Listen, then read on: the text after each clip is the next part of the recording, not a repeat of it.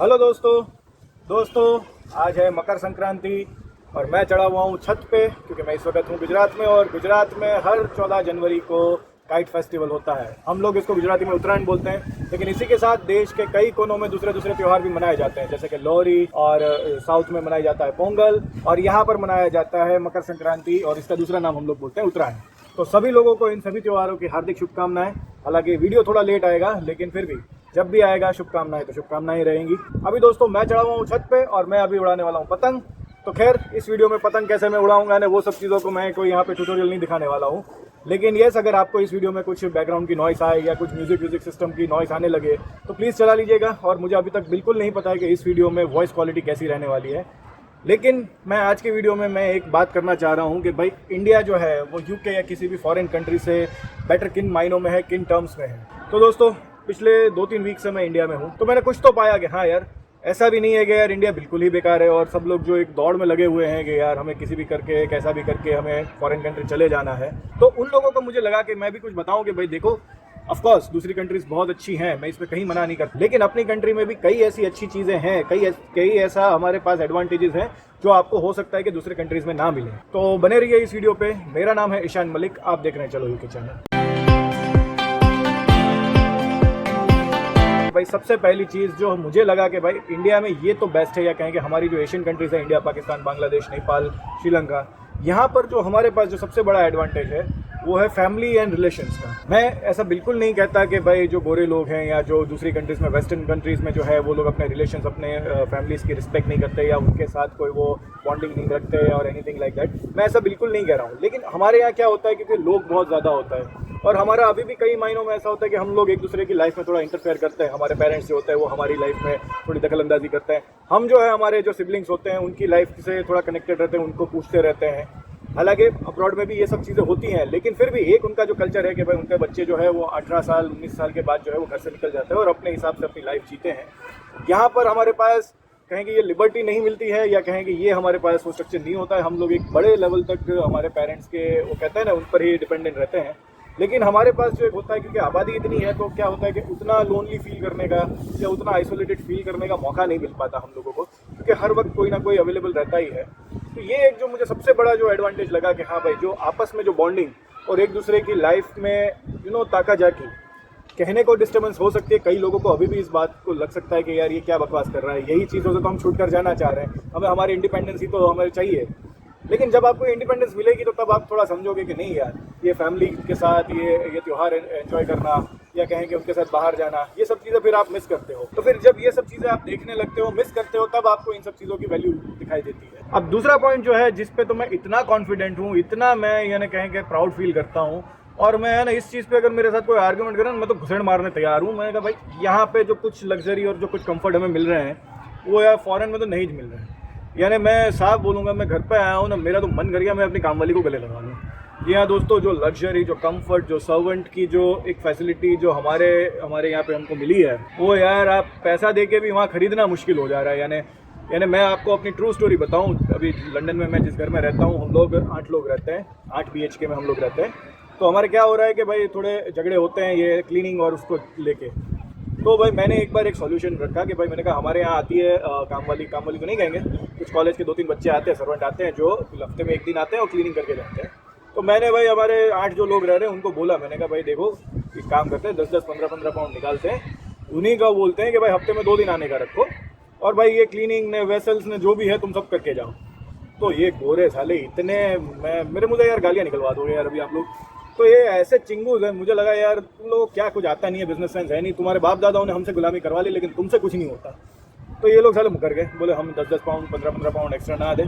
साले नशे करने के लिए इनके पास 25 पाउंड भी होंगे, लेकिन घर की सफाई करने के लिए, जिसके लिए लड़ रहे हो रोज़, उसके लिए 10 पाउंड भी नहीं निकाल पाते। तो फिर मैंने कहा छोड़ो जाने दो, ये मैंने कहा ये भूखे नंगे लोगों के साथ क्या मैंने कहा डील करनी, या क्या इनके साथ बकवास करनी, अपन अपने हिसाब से कर लेंगे। तो बाद में वही कर रहा था कि जहाँ कंफर्ट और लग्जरी की बात आती है ना, ये लोग है ना गाड़ियाँ चला लेंगे, ये लोग वहाँ खर्चे कर लेंगे, लेकिन जो घर के अंदर का जो कंफर्ट होगा ना, वहाँ साले ऐसे भिखारियों के जैसे रहते हैं ना ये गोरे। तो सच में यार शर्म आ गई। मैंने कहा यार तुम लोगों को जेन्युइनली यार घर के अंदर एक यार सबसे ज़्यादा टाइम जहाँ आदमी रिलैक्स करने आता है वहीं की लग्जरी में तुम्हारा कोई ध्यान नहीं। और हमारा इंडियन मेंटालिटी में यही है कि यार जो घर हमारा है उसमें हम ज़्यादा से ज़्यादा कंफर्ट रखने की कोशिश करते हैं। इसलिए दोस्तों ये एक चीज़ पे तो यार मैं जो मानता हूँ ना कि यार जेन्युइनली इन लोगों ने जो सर्वेंट ना रख पाने की जो पूरी जो एक सिस्टम जो इन्होंने खड़ी कर रखी है ना, मुझे इस चीज़ से बहुत प्रॉब्लम आती है यार। और ये चीज़ के लिए तो मैं बहुत मानता हूँ यार, इंडिया बहुत अच्छा है। एक चीज़ मैं मानूंगा कि हाँ भाई यहाँ पर एक मिनिमम वेज और एक सही वेज का एक जो प्रोविंस है वो हो जाना चाहिए। लेकिन ठीक है, वी आर प्रोग्रेसिंग, क्या पता आज नहीं तो कल कल को भी हो भी जाएगा। अब ये तीसरी चीज़ पे आर्ग्यूमेंट आ सकती है और ये हर एक के लिए सब्जेक्टिव हो सकता है, क्योंकि हर देश के लोग अपने कंट्री के खाने को तो पसंद करते हैं। जी हाँ दोस्तों, मैं तीसरे नंबर पे फूड ही रखना चाह रहा था कि यार अभी तो देखो जो एक वेबसाइट ने या कहेंगे एक ट्विटर पेज है उसने भी डिक्लेयर कर दिया कि भाई जो इंडियन फूड जो है वो वर्ल्ड में वन ऑफ द बेस्ट में आता है। अभी मैं कोई देख रहा था लिस्ट के भाई कोई तो वेबसाइट है जिन्होंने इंडियन फूड को जो है वो वर्ल्ड में 5th नंबर की रैंक दी और इसी में ब्रिटिश फूड जो है वो 30वें नंबर पे था। हालांकि मुझे भी ये लगा कि मैंने कहा ये 30 में भी क्या, ये होना ही नहीं चाहिए किसी भी लिस्ट में। मतलब गोरे लोग खुद अपना खाना नहीं खाते, गोरे लोग भी इटालियन खाते हैं, स्पेनिश खाते हैं, फ्रेंच खाते हैं, लेकिन अपना खुद का खाना तो ये खाते नहीं। और वैसे भी गोरों के पास अपना खाना है ही क्या, यूके वालों के पास अपना खाना है ही क्या।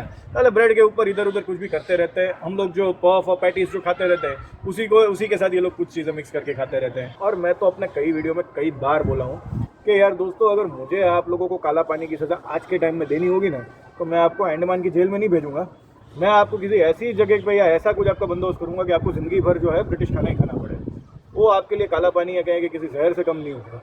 मरोगे नहीं और जीने की इच्छा भी मर जाएगी। तो यस दोस्तों, अगर मुझे जेन्युइनली आप में से कोई भी सब्सक्राइबर अभी मेरे वीडियो पे नेगेटिव कमेंट करता मिलेगा ना मेरे को, मैं उसके लिए दिल से दुआ करता हूँ तुमको सालों ज़िंदगी भर है ना ब्रिटिश फूड ही खाने को मिले और कुछ तुम्हें खाना ना मिले कभी। एनीवेज जोक्स अपार्ट, तो हाँ फूड की जो बात है, हमारे यहाँ पर जो है वो बहुत वैरायटीज़ मिलती है, बहुत तरह के मसाले हम लोग खाते हैं। और जितना हम लोग कहते हैं ना कि हर 100 किलोमीटर हर 200 किलोमीटर या कहेंगे हर 40-50 किलोमीटर में भी अपने देश में लैंग्वेज बदल रही है, फूड बदल रहा है, कल्चर बदलता है, पहनावा बदलता है। तो ये जो डाइवर्सिटी है या ये जो सब चीज़ें हैं, ये मुझे लगता है कि हाँ यार ये हमारे देश में जो हमें मिल रही है शायद दुनिया के किसी देश में इतना मिलना मुश्किल है। ऑफकोर्स हमारे जो प्रॉब्लम है वो भी इन्हीं चीज़ों की वजह से ज़्यादा है, इसमें भी कोई मुझे शक नहीं है। लेकिन फिर भी देखो, जो अच्छी चीज़ है उसको भी अप्रिशिएट करना चाहिए और इसी में जो प्रॉब्लम है उसको सॉल्व करना चाहिए। फिलहाल हम फोकस कर रहे हैं अच्छी चीज़ों पे, तो हम अच्छी चीज़ों की बात कर रहे हैं कि भाई मुझे तो ये एडवांटेज लगता है। और आप में से जो लोग भी मेरे को इंस्टाग्राम पे फॉलो कर रहे होंगे उन्होंने देखा होगा कि मैं जब से मैं इंडिया आया हूँ मैं तो घूमने ही निकल गया हूँ। मैं जो अभी बस 3-4 दिन पहले ही मैं इस घर में वापस आया हूँ, वरना तो मैं इस बार MP ने सब जगह घूमने ही निकल गया था।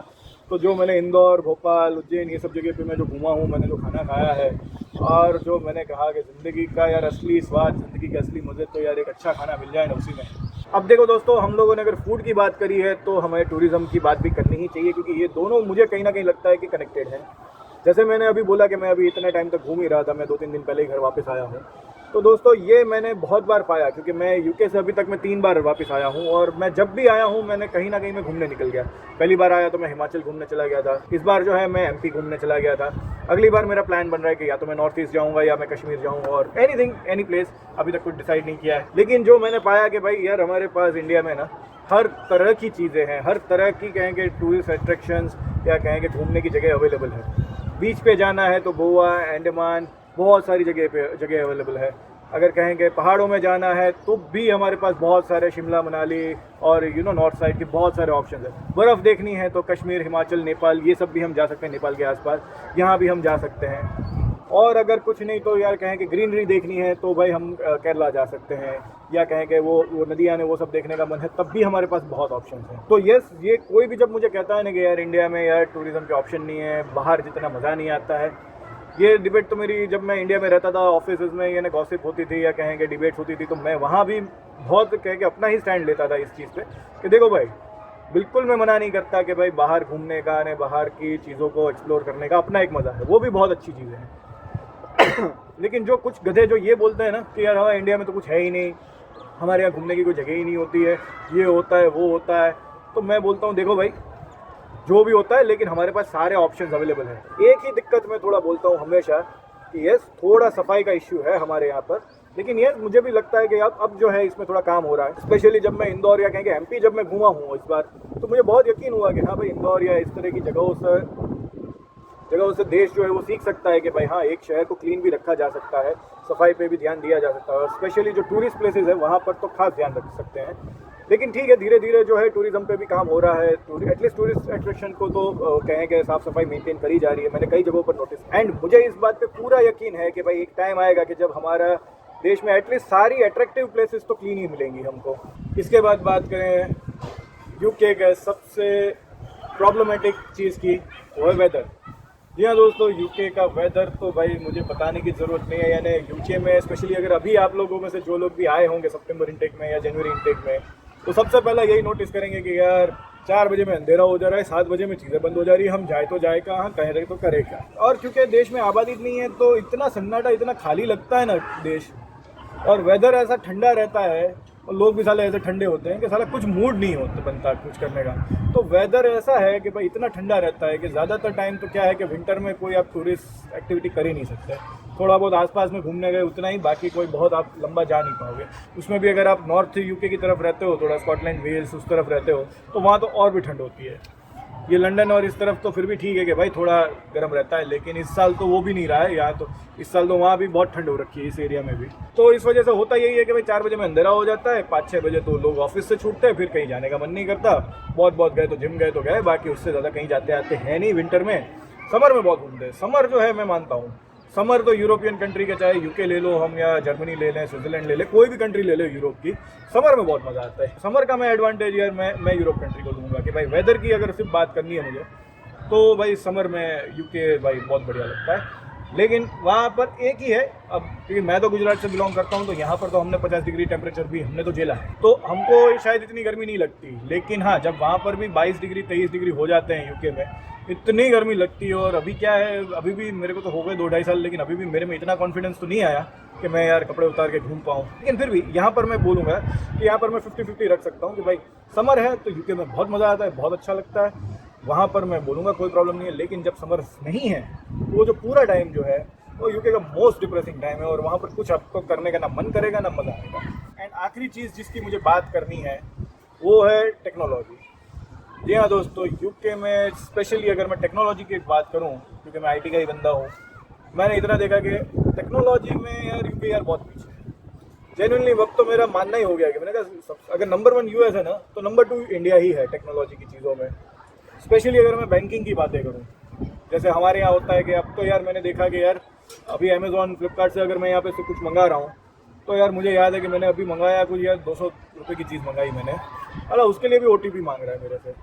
और इंडिया में तो बिना OTP के तो यार आप 10 रुपये का भी ट्रांजेक्शन नहीं कर सकते। यार यूके में OTP का स्ट्रक्चर ही नहीं है, अनलेस बहुत कोई महंगी चीज़ मंगा रहे हो तो OTP ने वो सब चीज़ें होती हैं, लेकिन वहाँ पर OTP का सिस्टम ही नहीं है। दूसरा जो वायरलेस कार्ड आ गए हैं, हालांकि इंडिया में भी आ गए हैं, ऐसा नहीं है कि सिर्फ वहीं आए हैं। वायरलेस कार्ड में आई थिंक जो लिमिट रखी है वो शायद उन्होंने 200 या 300 पाउंड की रखी है, तो आप समझ लो कि 25-30 हज़ार तक की तो लिमिट है। मैंने तो जनरली उसके ऊपर ही हमेशा पाया है कि उसके ऊपर ही जा रहा है, या मेरे कार्ड में उससे ऊपर की लिमिट हो तो मुझे नहीं पता। पर ऐसा टैप हो जाता है ना वायरलेस वाला कि यार कभी कभार यूँ होता है कि अगर कार्ड चोरी हुआ और आपको अगर उसको ब्लॉक कराने में थोड़ी देर हो गई, तो भाई साहब आपके 300-400 पाउंड तो भाई गए, एटलीस्ट इतने तो गए। और उसके बाद भी बैंकिंग सिस्टम तो खैर इंडिया का भी ख़राब है, इसमें मैं कोई मना नहीं करता। यहाँ भी अगर कोई कंप्लेंट लॉन्च कराने जाओगे तो 1 घंटे का तो टाइमलाइन आपको लेकर चलना है, वहाँ भी सिमिलर सही है। तो मुझे जो यूँ लगता था ना कि यार बाहर की कंट्री तो टेक्नोलॉजी में बहुत एडवांस होती होगी, तो बिल्कुल नहीं है। इवन जो हम जो काम करते हैं, मैं तो आईटी का बंदा हूँ ना, तो मैं प्रोग्रामिंग करता हूँ या कहेंगे प्रोजेक्ट मैनेजमेंट करता हूँ, टेक्निकल प्रोजेक्ट मैनेजमेंट ही करता हूँ या जो भी है, तो उसमें भी मैं देखता हूँ पहले सिक्योरिटी ने ये सब का कहेंगे एक बेसिक तो ध्यान दे देते हैं, लेकिन जो हाई लेवल एडवांस लेवल की सिक्योरिटी है उस पर कोई ना फोकस होती है, ना बात होती है, ना कुछ भी नहीं। हालांकि 1-2 बैंकिंग प्रोजेक्ट में मैंने काम किया है, वहाँ पर फिर भी ठीक था कि भाई हैक करने आओगे तो थोड़ा मुश्किल पड़ेगा, लेकिन फिर भी मुझे लगा कि मैंने कहा इतना भी सिक्योरिटी पे ध्यान नहीं दिया जा रहा है। शायद ये काम जब हम यूएस की बैंक के लिए करते थे तब ज़्यादा हमारे पे वो आते थे कि भाई यार ये देखो। इसके अलावा भी अगर बात करी जाए, अगेन थोड़ा बैंकिंग में मोबाइल टेक्नोलॉजी के आसपास ही मैं बोलूँ बातें, तो देखो UPI इंडिया में है। हालांकि एक अच्छी चीज़ है कि हमारी अब टेक्नोलॉजी जो है वो देश विदेश में अब बिकेगी आगे जाके, और उसका हमको पैसा मिलेगा, लेकिन इस तरह का ये लोग खुद नहीं बना पाएंगे, मुझे नहीं लगता ये। जबकि मुझे भी लगा कि टेक्नोलॉजी बहुत ईजी है, कोई भी आराम से रेप्लिकेट कर सकता है, लेकिन इन लोगों के बस का मुझे दिखता नहीं है। और बाकी जो मैंने पाया वो ये पाया कि यूके के लोग जो हैं यार ये मैनेजमेंट में बहुत अच्छे हैं, क्योंकि ये थोड़ा इनके बाप दादा भी कहते हैं हम पे यार राज करके गए, तो बिज़नेस एडमिनिस्ट्रेटिव और बिज़नेस के कामों में बहुत अच्छे हैं। और कल्चर भी कुछ यूके का इसी तरह का है कि भाई देखो, अगर बिजनेस का काम करवाना है ना तो प्रेफर करते हैं कि पहले गोरों को ले आओ, फिर अगर ना मिले तो फिर वो दूसरे पे जाते हैं कि भाई यार एशियन पकड़ो, कोई इंडियन पकड़ो, पाकिस्तानी पकड़ो, या जहाँ से जो मिल जाता हो। लेकिन टेक्नोलॉजी के मामले में, टेक्नोलॉजिकल काम में इन लोगों के बस का कुछ भी नहीं है। पहले सिर्फ आईफोन चला पाते हैं, उससे ज़्यादा कुछ नहीं है। कुछ इनसे इनोवेशन ने कुछ यूके में नहीं होते, जो होते थोड़े यूएस में होते हैं। लेकिन वहाँ का भी मैं बोलूँगा कि इनोवेशन कोई भी कर रहा होगा उसके पीछे होगा कोई इंडियन। तो ये अभी जब मैं कोई एक आर्टिकल पढ़ रहा था तो मुझे उस पर उसने वही बात लिखी हुई थी कि बोले जो नए नए आइडियाज़ जो हैं, जो बड़ी बड़ी चीज़ें हैं, ये सोचने वाला कोई होगा यूएस का बंदा, अमेरिकन बंदा, लेकिन उसकी इम्प्लीमेंटेशन के लिए उनको लोग लगते हैं इंडियन। और यूके में तो ये हालत भी ख़राब है, पहले इम्प्लीमेंटेशन तो जाने दो, वो जो उन्होंने इनोवेशन करी है वो अडेप्ट कर ले तो भी बड़ी बात है। तो दोस्तों ये थे सारे 6-7 रीज़न जो मुझे लगा कि हाँ भाई हमारे इंडिया में या हम इंडियंस में ये बेटर क्वालिटीज़ अवेलेबल हैं, बेटर फैसिलिटीज़ अवेलेबल है, और इंडिया इन सब मामलों में या इंडियंस इन सब मामलों में इन सब लोगों से बहुत आगे हैं। हालांकि इस वीडियो का मकसद ये बिल्कुल नहीं है कि भाई मैं आपको बोलूँ कि नहीं यार यूके के बारे में सोचना ही छोड़ दो, यूके का जाने दो, इंडिया में ही रहो, ऐसा मैं बिल्कुल नहीं है। देखो कोई भी कंट्री परफेक्ट नहीं है, हर जगह पे हर देश के अपने अपनी खामियाँ हैं, अपनी अपनी खूबियाँ हैं। मेरा मकसद बस इतना था कि आज हम इस वीडियो में अपने देश की खूबियाँ को पहचानें, उसकी थोड़ी इज्जत करें, उसको थोड़ी रिस्पेक्ट दें हम, और उसकी थोड़ी आज हम चर्चा करें। तो मुझे ये 6-7 चीज़ें जो हैं वो लगी कि हाँ भाई ये हमारे देश में बेटर है। अगर आप इससे ज़्यादा कुछ जानते हैं, आपको लगता है कि ये चीज़ इंडिया में बेटर है या हमारे पास बेटर एडवांटेजेस हैं इन सब चीज़ों का, तो आप मेरे साथ शेयर कर सकते हैं कमेंट बॉक्स में। अगर आपको लगता है कि नहीं भाई कोई पॉइंट उनका बेटर है जो मैं यहाँ पर अच्छा गिना रहा हूँ, तो वो भी अगर आपका कोई व्यू है तो वो भी आप मेरे साथ शेयर कर सकते हैं। लेकिन इन सब चीज़ों के बाद जो आपको करना है कि वो भाई ये करना है कि भाई लाइक करना है इस वीडियो को। देखो दोस्तों, तो मैं जो हूँ अपना फेवरेट फेस्टिवल पतंग वतंग छोड़ के मैं ये वीडियो बनाने बैठा हूँ, तो एटलीस्ट शूटिंग जितना तो मेरा टाइम वेस्ट हुआ है, अभी भी एडिटिंग तो बाकी है इस वीडियो की। अब वो एडिटिंग में देखो कितना टाइम जाएगा, मुझे नहीं पता। तो यार मेरे एफर्ट्स पे मेरी या कहें कि मेरी इस मेहनत को या थोड़ा अप्रिशिएट करो, इस वीडियो को लाइक करो, शेयर करो अपने फ्रेंड्स एंड फैमिली के साथ, जितना आगे तक शेयर कर सकते हो करो। सब्सक्राइब करो इस चैनल को, वो जो लाल बटन है उस पर डोरी बांधो या उस पर पतंग फोड़ो, मुझे नहीं पता, लेकिन आज क्लिक करने दो। एंड लास्ट में thank you for watching the video, hope to see in the next one.